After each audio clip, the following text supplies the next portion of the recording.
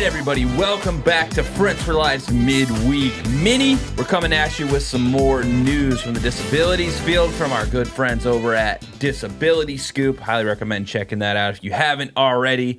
But there is some breaking news from a recent showing of Saturday Night Live, which I'm sure you've all heard of. Love him or hate him, we got Mr. Elon Musk, one of the world's richest men.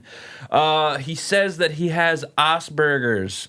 So, I don't know. I don't think that's awfully surprising. No, it doesn't strike me as not at all. I'm actually I'm surprised that it took this long to really come out. Like I could just doing the diagnosis and stuff, I could kind of sensed it for a long time, but definitely he's one of those people that didn't take any kind of I guess excuses. Like he made sure that he did what he did, and honestly, man, when it comes to work ethic, that is a guy that I follow strong on. I believe one of the things that he did, like when they were back production some years ago, he moved in to the Tesla site to make sure that things continued to go. I mean, he was sleeping on his couch and everything. I thought that was awesome.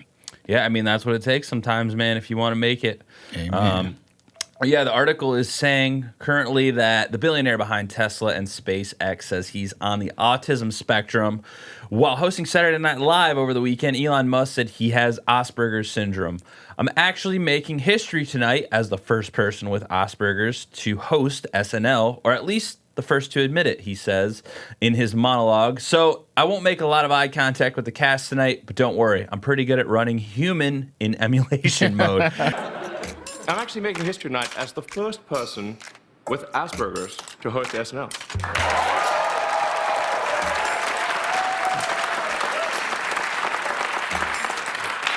Or at least the first to admit it.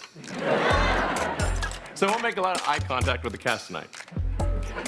But don't worry, I'm pretty good at running human in emulation mode.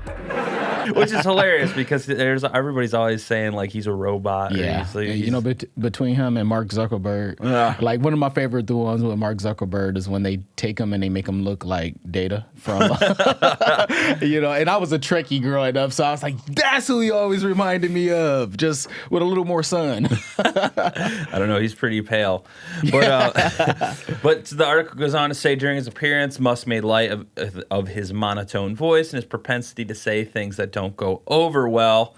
He's quoted as saying, "I know I sometimes say or post strange things, but that's just how my brain works," he said. "To anyone I've offended, I just want to say I've reinvented electric cars and I'm sending people to Mars in a rocket ship. Do you think I was going to be a chill, normal dude?"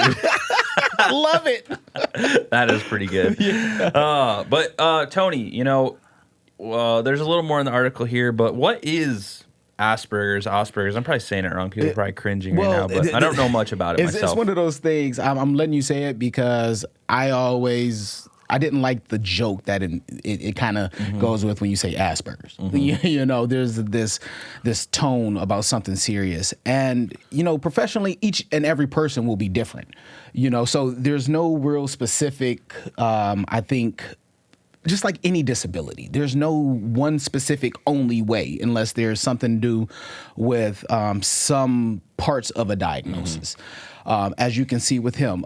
But it's along the autism spectrum. And just like you said, the eye contact, sometimes mood swings, the not so human-like behavior, which I think we just had a conversation about this, that sometimes we're not like that. We're more of the, okay, what is the result? Like, how are we going to fix this problem?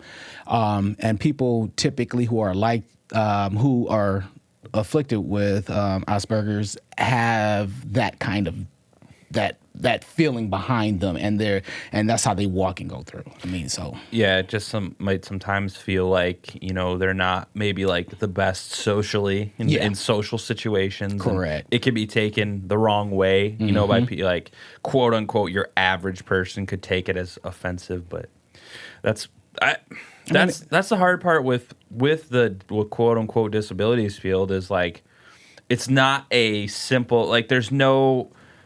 It's not like a circle with the blurred edges. Like there's a whole spectrum of disabilities and disorders and whatever you want to call it. it's not always just like, oh yeah, that person has Down syndrome or that person has autism. It's like a whole blending into like the average society. Like you would never know someone. Because there's tons of people throughout life that have been diagnosed with things that are way more successful than, depending on your vision of success, but are way more successful than the average person. So yes, it's always fun to have those role models that begin to shed off. I mean, it's just like who's that girl that's always on the like environmental stuff, Greta Thunberg or whatever her name is. Yeah, the name sounds familiar. Yeah, but she says Asperger's as well, I believe. So, I think that's a lot more of a visible thing than, say like Down syndrome or something, because they're like people with Asperger's will operate in like normal society and give speeches and be on TV. And it's stuff. It's not so much a visual thing that you can tell right away. Yeah. And I don't know if that's good or bad because, but I guess that's where humanity comes in, people. Like, let's just, if we treat everybody as if they're capable of understanding our love and our compassion, then most likely you will find out at some point either they just don't like you or maybe there is something else there. Yep, absolutely. So the article goes on to wrap up here. It says the diagnosis of Asperger syndrome, a high-functioning form of autism, was eliminated by the American Psychiatric Association in 2013 with the introduction of the 5th edition of the Diagnostic and Statistical Manual of Mental Disorders. Wow, say that one 5 times fast. Say it one time slow. Goodness, it's horrible. All right, I'll do it again. No, at the time, Asperger's was founded in a broader diagnosis of autism spectrum disorder with clinicians specifying a level of severity. Nonetheless, many people on the spectrum continue to identify with the Asperger's label. So, yeah, that is interesting news, but I don't think that comes as a surprise to anyone. I mean, a lot of people that I've noticed that have Asperger's or whatever are very driven sometimes, like to the point like obsessively driven, like Elon Musk is. He's like just all go, all gas, no brakes, baby. That's internally too. No, my kids like I had to do that. Like my son's gonna be watching. Like, Dad, you did a fart joke. Yep. There you go, guys. Hey, did you watch the episode? What's that? The no, SNL. I don't have cable. Oh man, you got to do. I don't watch TV. You know this, Tony. How many podcasts have we done together where you've asked me if I've seen a movie? I'll have to watch it. I'm telling you, I've seen a couple of the skits. He did very good, very good. I enjoyed it. My life is just that running joke of like a friend sending you a video, and they say, "What was your favorite part?" And you just say like, "Yes," because I never watch them ever.